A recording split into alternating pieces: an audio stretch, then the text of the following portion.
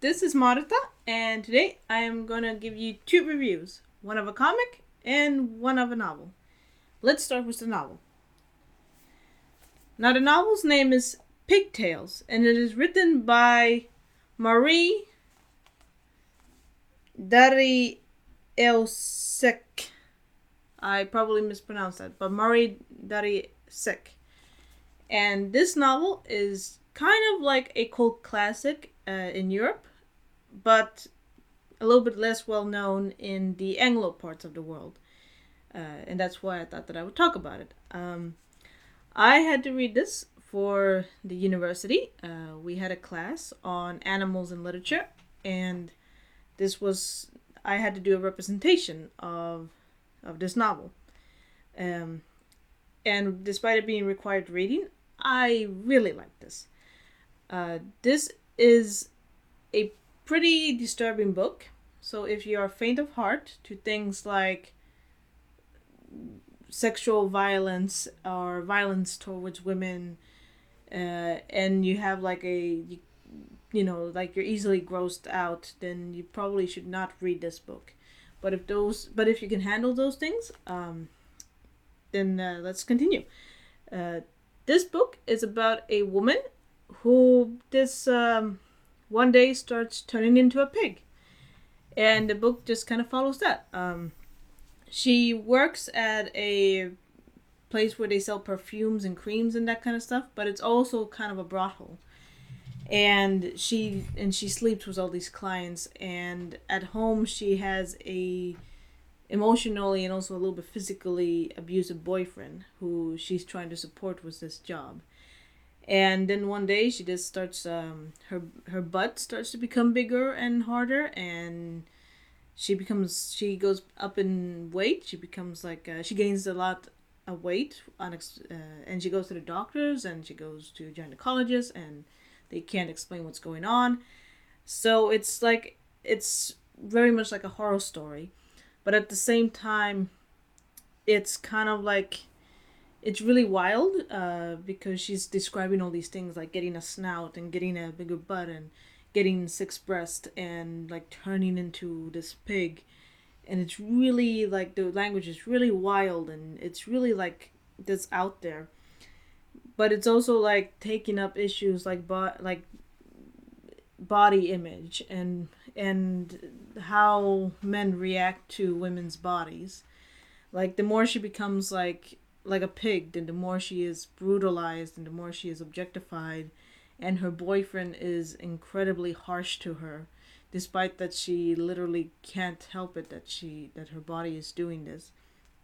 And the social commentary there of taking up body issues by having the woman turn into a pig is really clever. It's so well done, because this is an issue that many feminist novels tackle, but this is in a way that I have not read before. Like this is a completely unique way of talking about it, about like how literally women's bodies are so misused, and and women are so mistreated because of their bodies. And the fact is that the body itself is not even something that you can always control, and it's really compelling. And it's kind of interesting because this book actually came out like in the 90s. So this was also like way ahead of its time of even talking about these issues. Like nowadays, body issues is a really big thing that's talked about and discussed, and there's lots of novels about it. But to my knowledge, this is actually was like way ahead of the trend. And if you like absurd surrealist stories, this book is full of that. The France that is described in this book is not really our France. It's like a futuristic, very dystopic kind of France where, sorry, uh, there's also a lot of talks about politics because this woman, she becomes like famous because of the way she looks like a pig. So she gets involved with a presidential election where the president is using her as a image for how France has become diseased. And there's a lot of discussions about like how the, the French right wing, or like the right wing anywhere actually, in my opinion, like has this obsession with health and hygiene, and it's kind of a way of how to code like racial purity and put on like a lot of this like normatives of like how a body should look and that kind of stuff. So the politics in this book is waved in there, like it's crafted in there so well, and it's the pacing is not slow at all. It's not too quick either. It's like it quilts these things slowly and makes like a it's like reading a painting in a way. Like you slowly discover, but this in the right way, all these things that are coming together. But that being said, I do have to say that this book, since it even came out in the 90s, there are some things that happen in this book that really stick out like a sore thumb.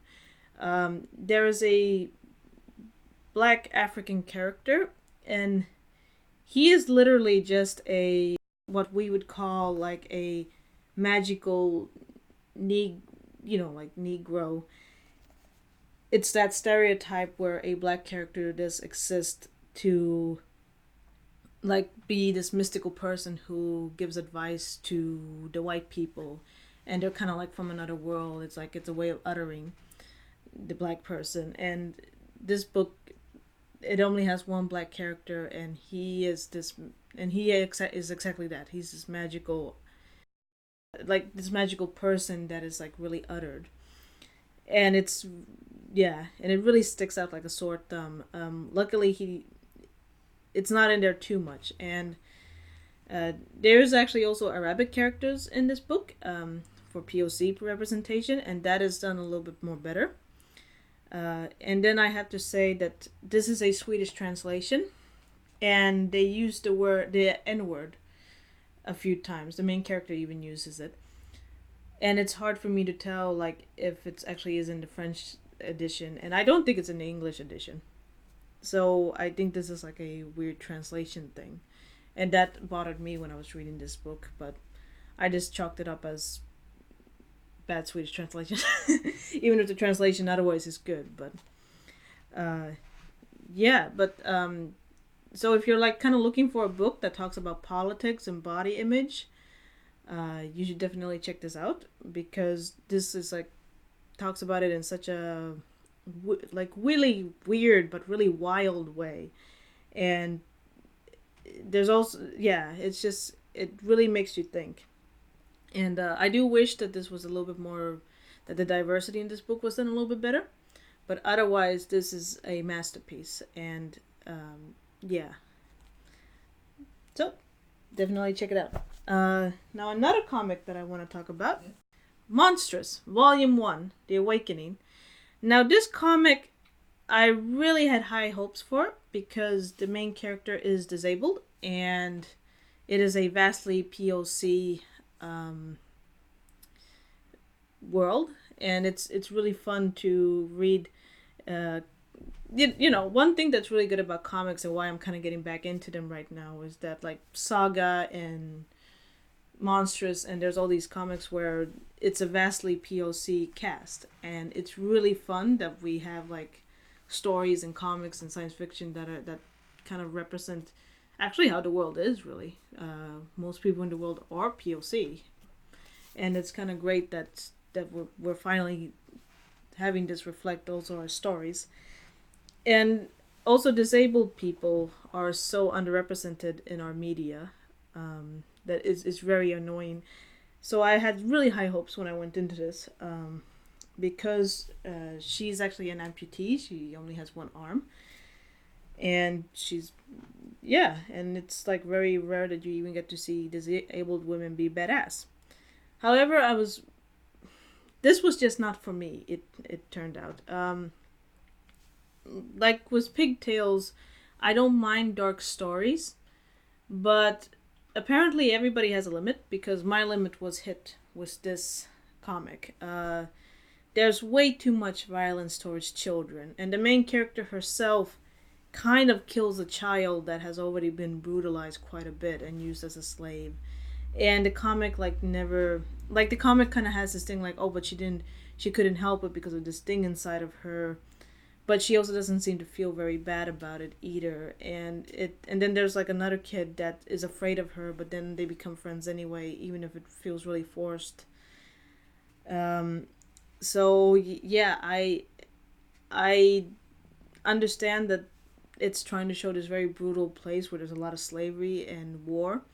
And I like comics like Saga, where a lot of really harsh things happen, and even sometimes to children. But I think that this comic was a bit too much. It was kind of like shoving the brutal stuff way too quick at the reader before the reader could even get into the story.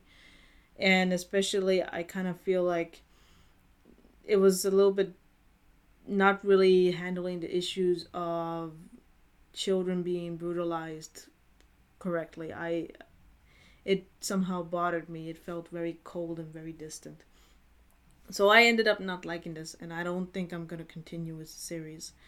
But if any of you out there know any comics with disabled main characters, or any or like that have the kind of diversity that this comic has, but maybe with less violence towards children, please let me know. Leave comments below on that. I would love to get my hands on something like this, but maybe a little bit less brutal. Yeah. So that was it for today. I hope you liked this video.